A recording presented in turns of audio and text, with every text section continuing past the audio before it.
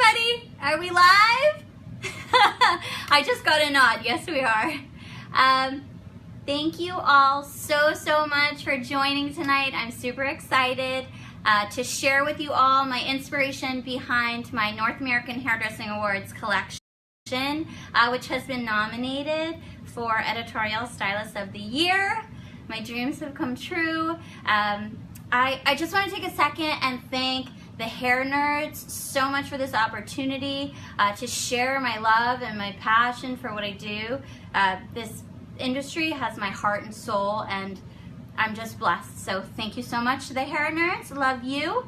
If I could just take a couple minutes and tell you all a little bit about who I am, where I'm from, and a little bit about my story. My name is Caryann Stavrou. I live in Manchester, New Hampshire. I love New England. I love the Four Seasons. And honestly, most of all, this is where my family lives, and I'm a big family girl.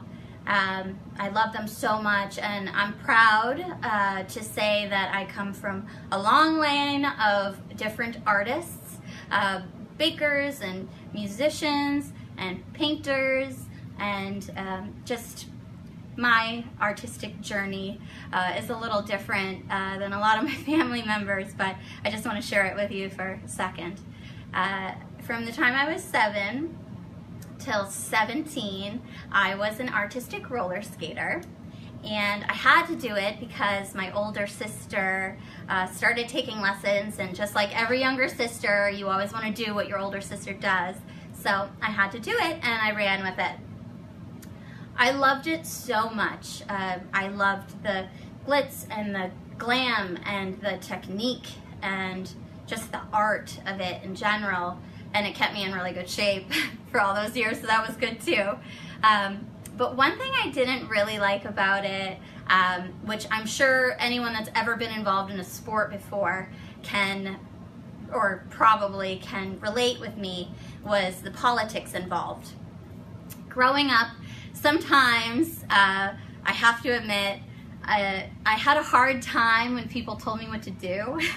So, you know, when they said, you've got to wear your hair in a bun, or you need to wear your hair up and tight and not in a bun, or you need to wear the most bright pink blush ever, I kind of walked the line of what was politically acceptable and what I really wanted to do. So I would always wear my hair in a bun, but maybe I would wear it in more of a textured way and not so tight.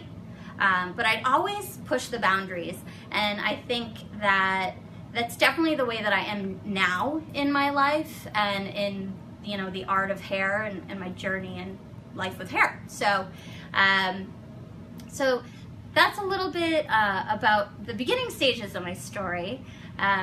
I didn't know what type of, besides skating, artistic field I'd like to join, but once I graduated high school, I was 100% sure that hair was it for me.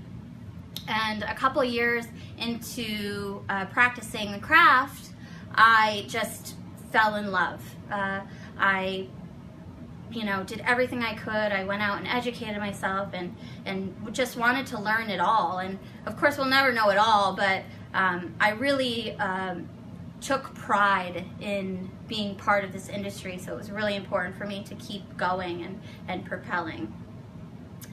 So I had this thought one day of sharing my love for this industry, and Matrix, auditioning to become an educator, came across my path. So I decided to step outside of my box, out of my comfort zone, and I auditioned to become an educator with them, and I was lucky enough to get the job. And speaking of putting yourself in uncomfortable situations, I have been put in so many uncomfortable situations being part of that brand, and I'm forever grateful for them, because if you don't put yourself in uncomfortable situations, you're never going to grow. And that's with anything in life, in my opinion. So in my journey with Matrix, I've met great mentors, people that have taught me so much and are so humble and so open with sharing the knowledge that they've gained throughout the years. I've met photographers and you know, really started learning the art of photography and how to create a collection, and I'm just, again, so thankful for it.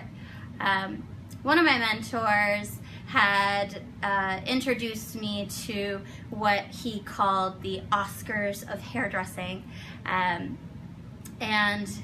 that was the first time I had heard of the North American Hairdressing Awards. And once I heard that, I totally had to be involved, because that was just another step to put me in an uncomfortable situation so that I could grow in my career. So 4 years ago, I entered for the first time into the North American Hairdressing Awards, and I have learned so much in those 4 years of shooting and you know, being on set and what it takes, and what it's like to form a team and even start your creation. So getting into my shoot for this year's NAHA, I was totally inspired and in love with the 1920s and the 1930s. That time period to me is so glamorous and so beautiful and so full of detail, and not even just how people looked. I think that the architecture and buildings was just so well done and creative. It's just a time frame that I'm just totally in love with. So my inspiration for this year's NAHA was absolutely the 1930s. In the 20s, women wore their hair more short and tight to their heads, and it was a little more masculine. Still beautiful, but more masculine.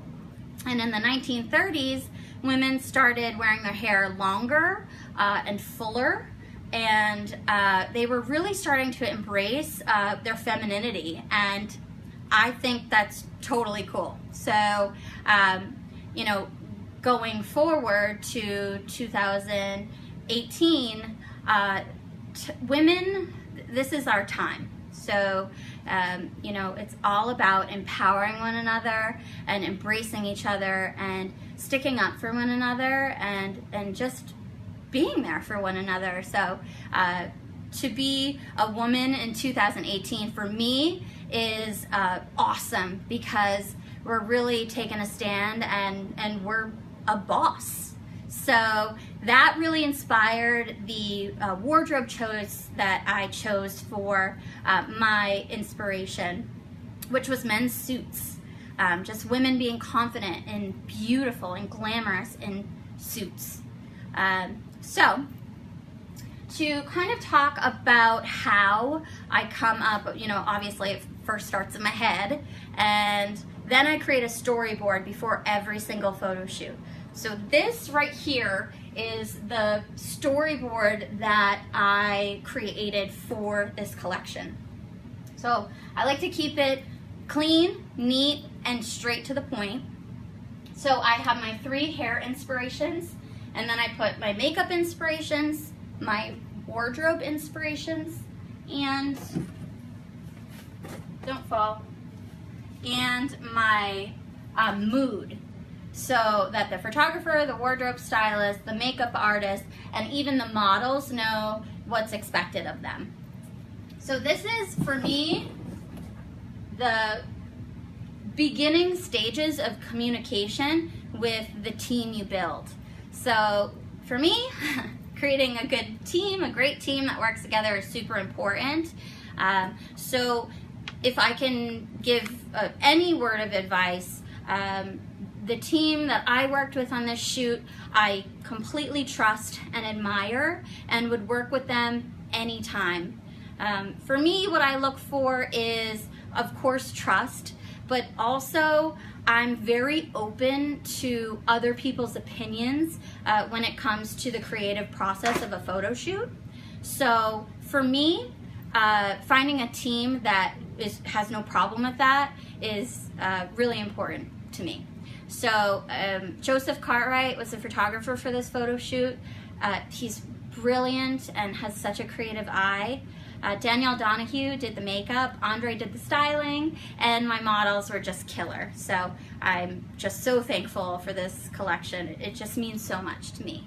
So that's kind of the inspiration, or that's how my creative process started with this collection. So what I want to do is do a little bit of hair, because we're hairdressers and that's what we like to do. I want to show you all this image and kind of how I created this look. So let me whip out this little lady. So what I did for this look is I set the entire head. I took horizontal subsections, and what I did was I would curl the hair clockwise, and then in the next horizontal section I would curl it counterclockwise, and then just each section keep going in opposite directions. And then I also used a pin curl clip to pin the hair flat to the head. So what I want to do is show you guys how I actually set the hair after the first set. So let me take out all the pin curl clips. And I'll never forget the very first hair show I ever worked. I ended up having to be a model for it. And when it came time to take my pin curl clips out, I was ripping them out and got yelled at, which I should have been yelled at. So whenever I take a set out now, I always think about that, because it's really important not to mess up the hair when you're taking the pins out of the head. So what I'm gonna do is I'm gonna now brush the set out.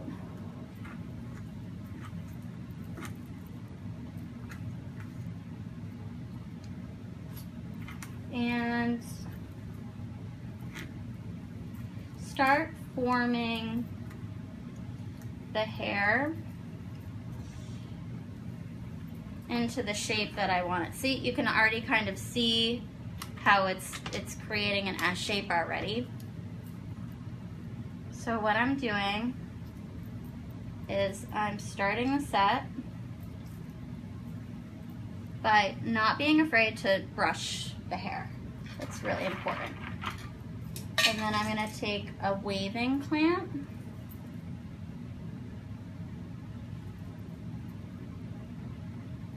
Take that.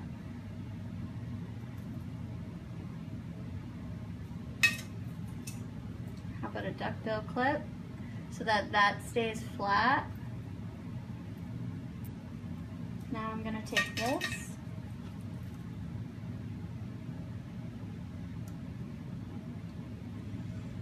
Clamp that right down. Okay, then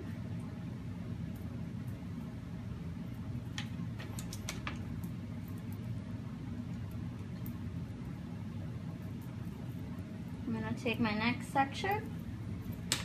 Don't mind my fingernails. I think a lot of hairdressers can relate. And then with the flat side, I'm using a duckbill to hold that hair in place.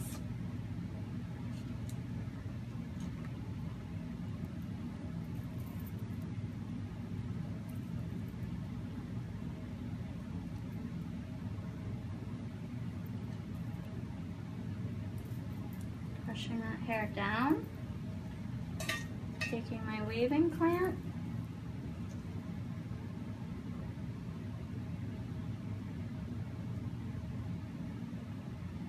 clip that shut.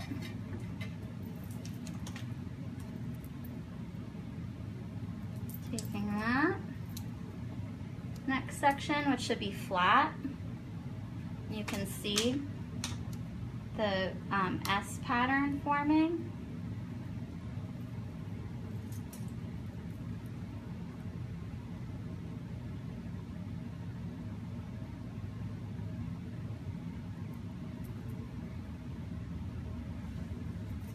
I'm just gonna put one more clip right here.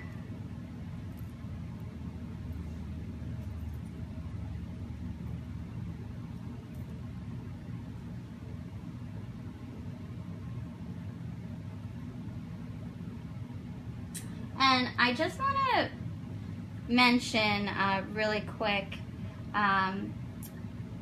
Michael Albor has been such an incredible mentor to me in my career, and he knows the ins and outs of styling and finishing hair. So the way I prepped this hair, and I'll never forget, you know, he talks about how hair should feel. It's like fabric. When you're styling hair, hair should never feel like silk. So that would be if you wash your hair and you don't put any product in it, you blow dry it. So when I was prepping this look, I made sure to use a product that would moisturize the hair when it was wet, and then also give it a feel as if it was cotton with a touch of starch. So still pliable and soft and shiny, but something, again, that was going to give it that texture. So I used a moisturizing product, and then I used a mousse. All Matrix products, of course, which I love. And so that's the set, the first set. And now I'm going to show you, after I created the set, how I raised the finger wave, like the ridges up. So, again, being careful.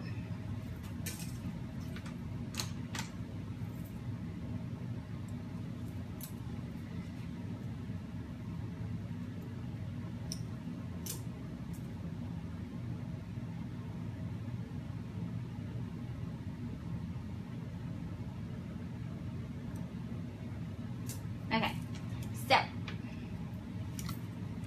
what I did is, after I took my set out, I gathered the hair, took my CBC flat iron, and took the ridge and literally put it directly in between my flat iron.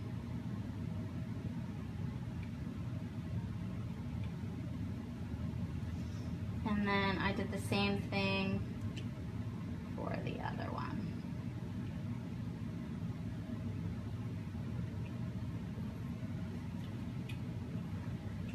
And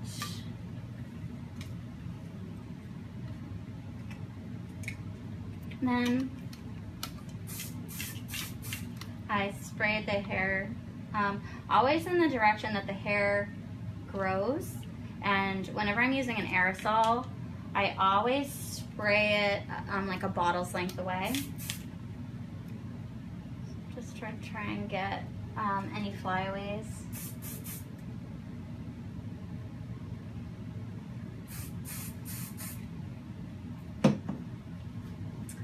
And then what I'm gonna do is take a little pin.